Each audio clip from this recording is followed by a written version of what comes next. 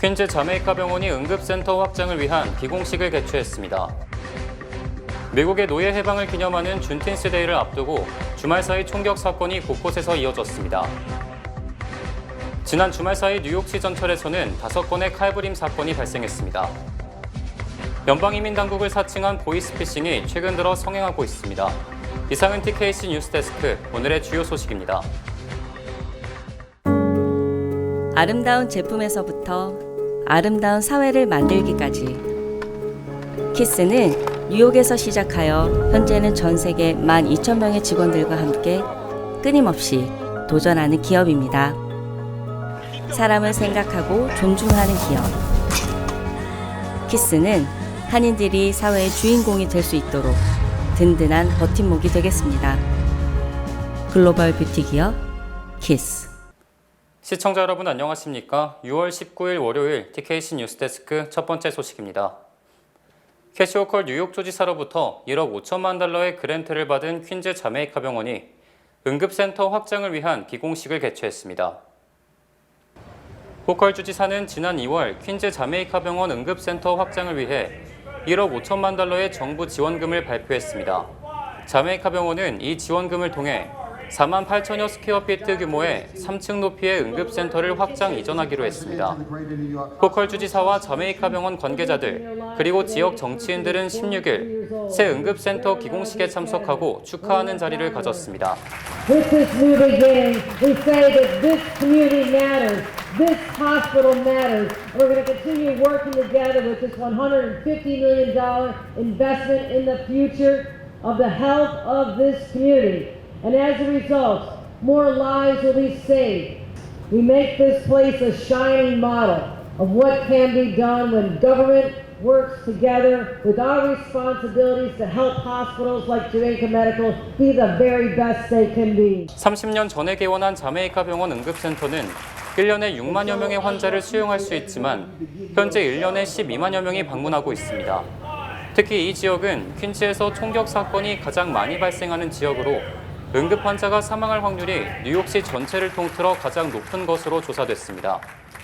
When completed, the emergency department will double in size. We will increase from 1 trauma bay to 4 major trauma bays, from 1 isolation room to 22, and the number of treatment areas will just about triple.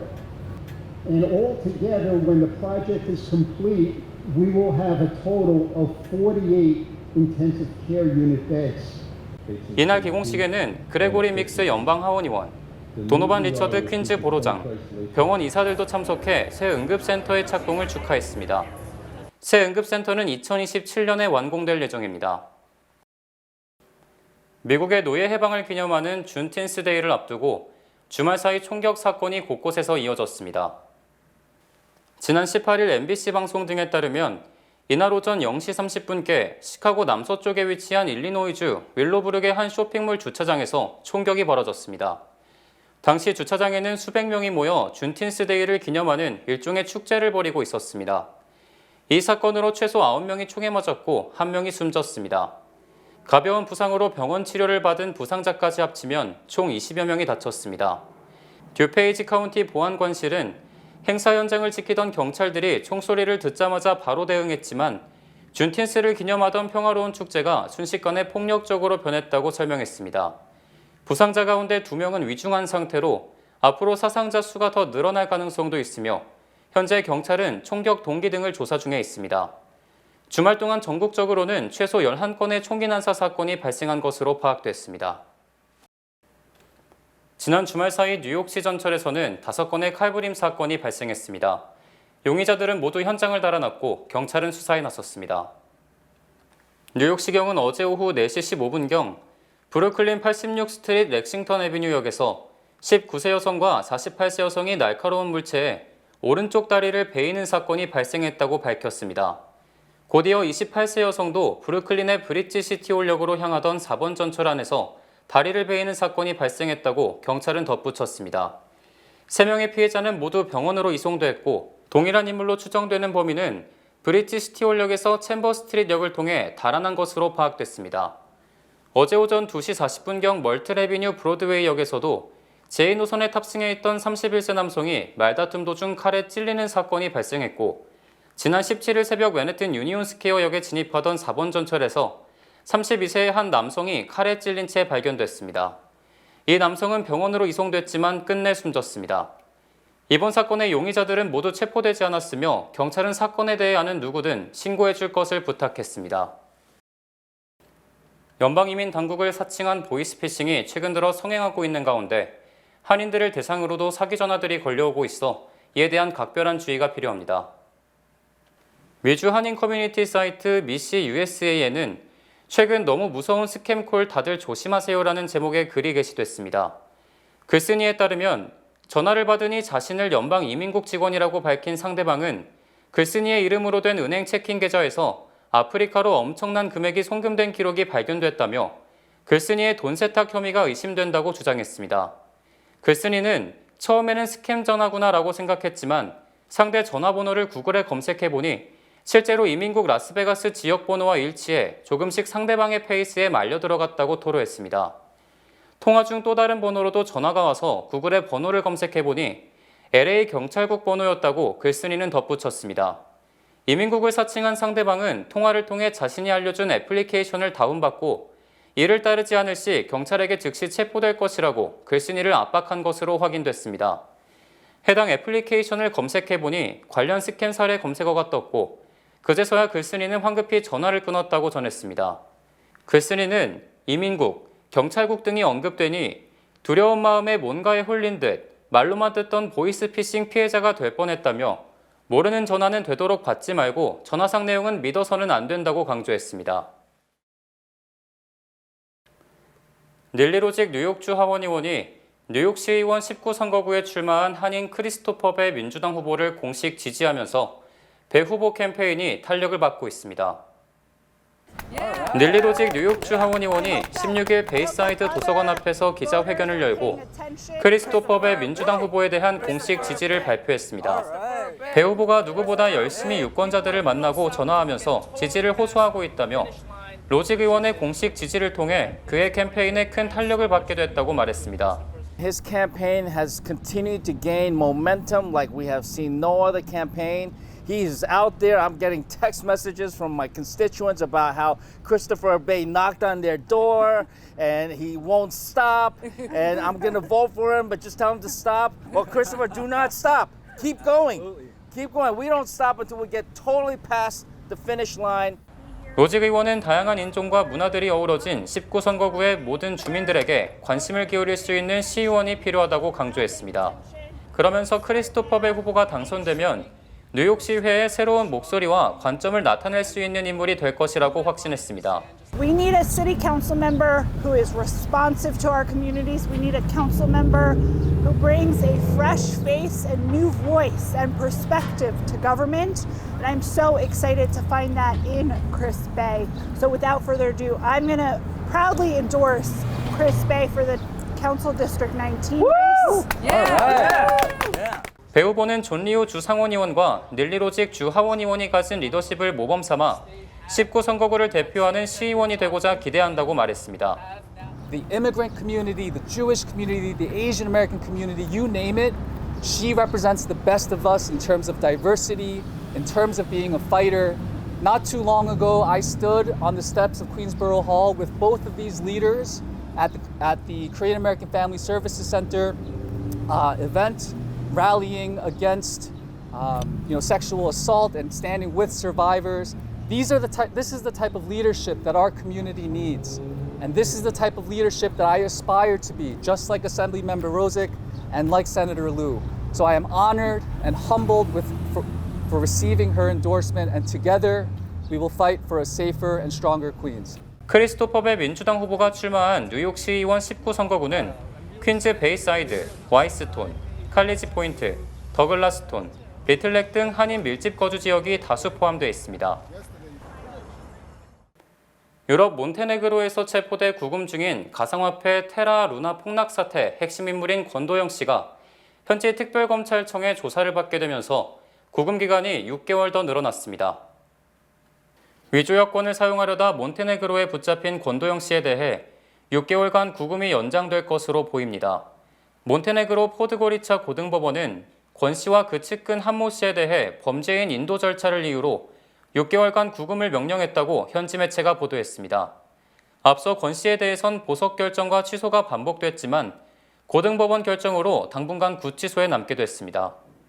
이런 가운데 권 씨는 몬테네그로 특별검찰청의 소환 조사도 받을 전망입니다. 지난 11일 치러진 몬테네그로 조기 총선 직전 아바조비치 몬테네그로 총리는 권 씨로부터 지금 유럽당 밀로코 스파이치 대표와 2018년부터 알고 지냈으며 정치 자금을 줬다는 내용의 친필 편지를 받았다고 폭로했습니다. 조기 총선 결과 스파이치 대표는 유력한 차기 총리 후보입니다. 스파이치 대표는 2018년 초 자신과 자신이 일하던 회사가 테라폼레스에 투자한 것은 사실이지만 권 씨로부터 정치 자금을 받은 적은 없다며 반박했습니다. 또 지금 유럽당은 선거에 부당한 영향을 미치려 했다며 아바조비치 총리 등을 특별검찰청에 형사고발했습니다. 특별검찰청은 14일 권 대표와 한 씨가 지내는 구치소 내부를 압수수색한 것으로 전해졌습니다. 외교수장으로는 5년 만에 중국을 방문한 블링컨 국무장관이 시진핑 주석을 만났습니다. 이번 회동은 시 주석이 상석에서 회의를 주재하는 듯한 모습으로 진행됐습니다. 관계 개선을 추진하면서도 당당하게 대응한다는 메시지를 국내외에 보이려 한 것으로 해석됩니다. 시 주석은 상호 이익을 강조하면서도 정당한 발전 권리를 박탈해서는 안 된다고 강조했는데 미국의 기술 봉쇄에 대한 불만 표시로 분석됩니다. 블링컨 장관은 미국도 중국과 충돌할 의사가 없고 타이완 독립을 지지하지 않는다는 입장을 밝혔다고 중국 측은 설명했습니다. 블링컨 장관은 기자회견에서 중국 측에 북한 문제를 거론했고 또 중국 측이 러시아에 살상 무기를 제공하지 않겠다는 약속을 해왔다고 설명하기도 했습니다. 블링컨 장관은 앞서 중국 외교 투톱인 왕이 위원, 칭강 외교부 장관도 만났는데 시각차는 뚜렷했습니다.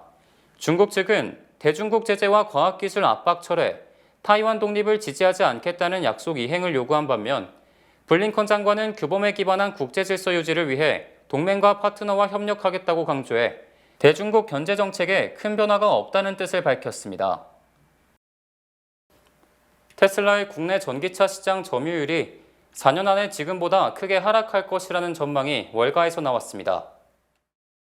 뱅크 오브 아메리카 애널리스트들은 지난 13일 발표한 보고서에서 테슬라의 전기차 시장 점유율이 2026년까지 18% 수준으로 떨어질 것으로 분석했습니다.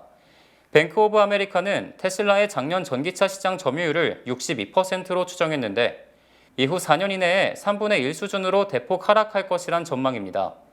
같은 기간 포드와 제너럴 모터스 등 전통적인 자동차 업체들의 전기차 시장 점유율은 각각 10%대로 상승할 것으로 예상됐습니다. 포드와 GM은 지난해 각각 8%, 5%의 시장 점유율을 기록한 것으로 분석됐습니다. 뱅크 오브 아메리카는 같은 기간 국내 전기차 시장에서 기존 자동차 업체들과 테슬라 등 신규 전기차 업체 간의 시장 점유율 구도가 35%대 65%에서 70%대 30%로 역전될 것으로 내다봤습니다. 미국에서 현대차 아이오닉5 운전자들이 차량 가동 중 갑작스러운 동력 상실을 경험했다며 결합 가능성을 제기해 당국이 조사에 나섰습니다. 지난 17일 도로교통안전국에 따르면 2022년형 현대차 아이오닉5 차량에서 동력 상실이 발생했다는 소비자 불만이 총 30여 건 접수됐습니다. 소비자들은 펑하는 큰 소음과 함께 대시보드에 경고 표시가 뜬 뒤 곧바로 차량의 동력이 완전히 상실되거나 일부 감소하는 경험을 했다고 보고했습니다. 도로교통안전국의 차량 결함조사국은 여러 차주와의 인터뷰를 통해 동력 손실 범위를 비롯해 경고 메시지와 동력 상실 사이의 시간 간격을 확인했습니다. 차량 결함조사국은 이 문제가 하이브리드 차량 배터리와 저전압 12V 배터리 모두의 전원을 공급하는 통합 제어 충전 장치와 관련이 있다는 것을 현대차 측의 설명으로 파악했습니다. 차량 결함 조사국의 예비 검토 결과 통합 제어 충전 장치 내의 과전류가 LDC의 트랜지스터의 손상을 유발할 수 있으며 이는 12V 배터리의 재충전을 불가능하게 만드는 것으로 나타났다고 도로교통안전국은 설명했습니다. 이 기관은 잠재적 안전 관련 문제를 완전히 조사하기 위해 아이오닉5에 대해 예비평가를 시작한다고 밝혔습니다. 2024년 열리는 제33회 파리 하계올림픽 개막식은 역사상 최초로 경기장 내부가 아닌 야외에서 개최될 전망입니다. 2024년 개최되는 제33회 파리 하계올림픽 개막식은 역사상 최초로 경기장 내부가 아닌 야외 생강변에서 열리게 됩니다. 프랑스의 내무장관은 이번 올림픽 개막식에 약 60만 명의 인파가 몰릴 것으로 기대한다며 상원의원회에서 밝혔습니다. 역사상 처음으로 열리는 파리 하계올림픽 개막식에 프랑스는 3만 5천 명의 보안요원과 3천 명 이상의 민간요원도 투입될 것이라고 말했습니다. 또한 프랑스 내무부 직원들은 올림픽이 끝나는 8월 11일까지 휴가도 갈 수 없습니다. 60만 명 이상의 관중이 지켜보는 가운데 각국 선수단이 160개 이상의 보트를 타고 생강을 지나가는 장관이 개막식에서 펼쳐질 예정입니다. 오스테를리츠 다리에서 출발하는 보트는 파리 랜드마크인 노트르담 대성당, 오르세 미술관, 루브르 박물관, 퐁네프 다리, 알레상드르 3세 다리, 그랑팔레, 에펠탑 등을 지나 디네아 다리에 도착합니다. 에마뉘엘 마크롱 프랑스 대통령 관계자는 지난 9월 개막식과 관련해 국제올림픽위원회와 최대한 절약하고 에너지 효율을 낼 수 있는 모델을 구상하고 있다고 밝혔습니다. 토니 에스탄게 파리올림픽 패럴림픽 조직위원장은 지난해 12월 개막식 구상을 발표하며 올림픽 역사상 가장 화려하고 접근이 쉬운 개회식이 될 것이라고 밝혔습니다. 그는 개막식이 열리는 시간, 빛은 마법이 되고 정말 아름다울 것이라고 기대를 표했습니다.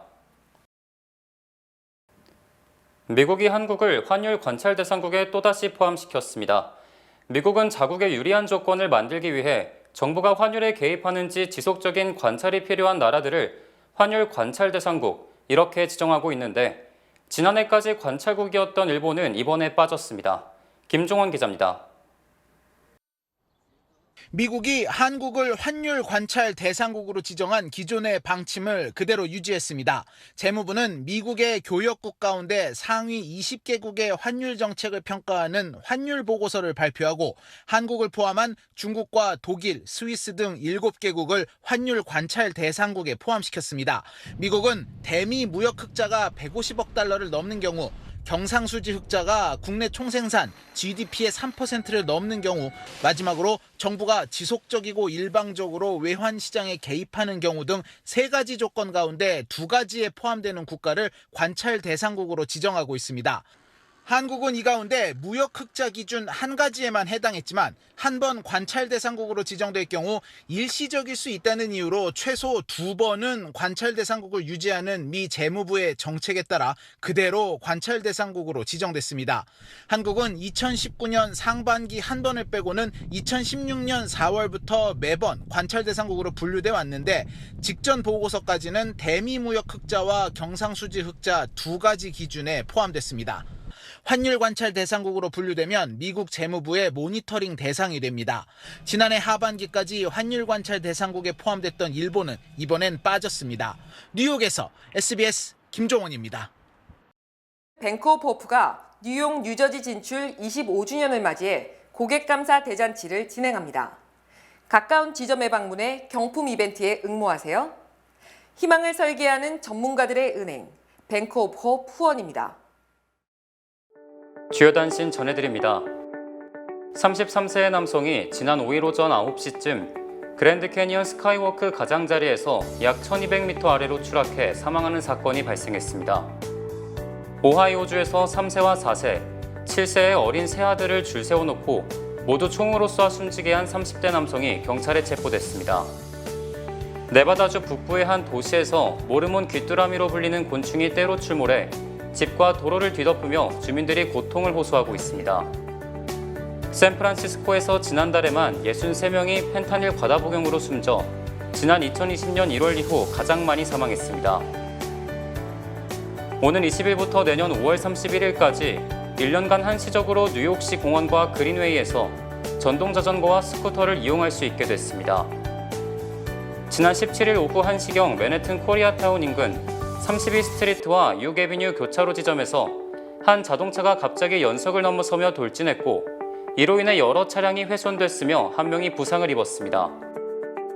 PGA 투어는 LIV 골프, DP 월드 투어와 새로운 통합 투어를 구성하기로 원칙적으로 합의를 이뤄냈지만 그 합의를 현실화하기 위해서 앞으로 가야 할 길이 멀다는 입장을 밝혔습니다. UN 국제학교에서 올해 가을 학기부터 한국어 프로그램을 수강할 수 있다고 뉴욕 한국교육원이 밝혔습니다. 날씨 전해드립니다. 내일은 오전부터 곳곳에 비가 내리는 곳이 있겠습니다. 내일 저녁은 대체로 맑겠으며 낮 최고 기온은 75도, 밤 최저 기온은 62도가 되겠습니다. 내일 아침 해 뜨는 시간은 오전 5시 24분, 해 지는 시간은 오후 8시 30분 되겠습니다. 이상으로 주간 날씨와 세계 날씨 보내드립니다.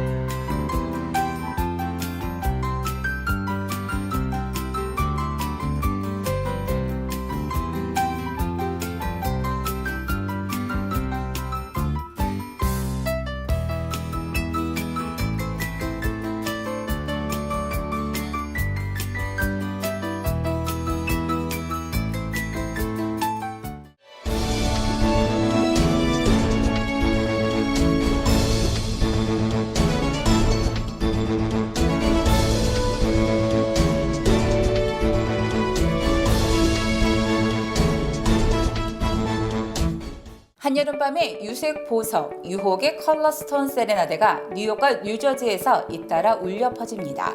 행사 전문업체 고베 주얼 그룹의 반지 천국은 루비, 사파이어, 에메랄드, 홍산호 등 컬러스톤 외에도 이번 보석쇼의 주력 상품인 아코야 진주 등 다양한 진주 신제품을 준비해 볼거리를 제공할 예정입니다. 이번 행사는 뉴욕 플러싱 코리아 빌리지 1층 특설 매장에서 6월 22일에 시작해 26일까지, 뉴저지 파인플라자 1층 특설 매장에서 6월 27일에 시작해 30일까지 개최됩니다.